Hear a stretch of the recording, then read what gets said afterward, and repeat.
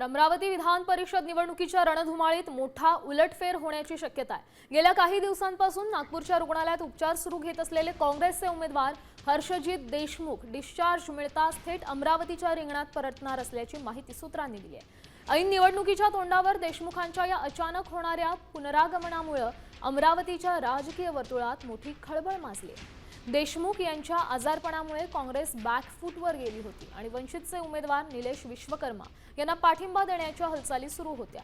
मात्र देशमुखांच्या अचानक होत असलेल्या पुनरागमनामुळे वंचितला पाठिंबा देण्याच्या चर्चांना पूर्णविराम मिळू शकतोय। काँग्रेसचा गेम प्लॅन बदलणार असल्याच्या चर्चा सुरू झाल्या, कारण अमरावती विधान परिषद निवडणुकीत चांगलाच बदल होऊ शकते। हर्षजित देशमुख काँग्रेसचा गेम प्लॅन बदलणार असल्याचं कळतंय।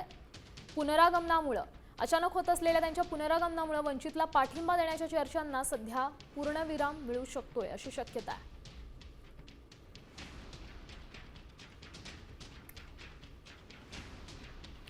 देशमुख यांच्या आजारपणामुळे काँग्रेस बॅकफूटवर गेली होती आणि वंचितचे उमेदवार निलेश विश्वकर्मा यांना पाठिंबा देण्याच्या हालचालीही सुरू होत्या। मात्र देशमुखांच्या अचानक होत असलेल्या पुनरागमनामुळे वंचितला पाठिंबा देण्याच्या चर्चांना पूर्णविराम मिळू शकतोय।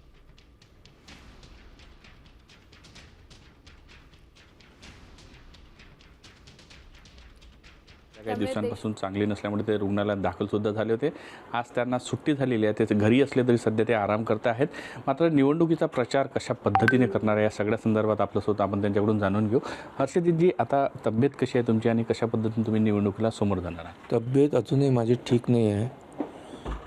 ॲक्च्युअल काल रात्री मी डिस्चार्ज घेतला हॉस्पिटलमधून।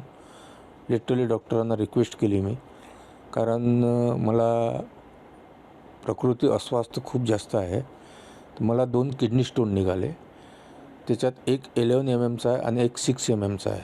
तर त्याच्यामुळे इमिजिएट त्यांनी मला सांगितलं की याच्यामुळे तुम्हाला अस्वस्थ आणि वॉमिटिंग फिलिंग आणि थोडी हालचाल केली की त्रास होत आहे, तर त्याच्यामुळे याला ऑपरेट करणं आवश्यक आहे।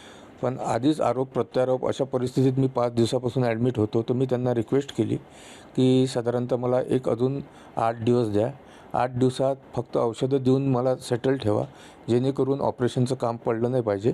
8 दिवसानंतर मी ऑपरेट करतो। म्हणजे कुठेतरी मतदान आणि मतमोजणी संपल्यानंतर तुम्ही ऑपरेशन करणार? येस, त्यासाठीच मी त्यांना रिक्वेस्ट करून काल डिस्चार्ज घेतला। पण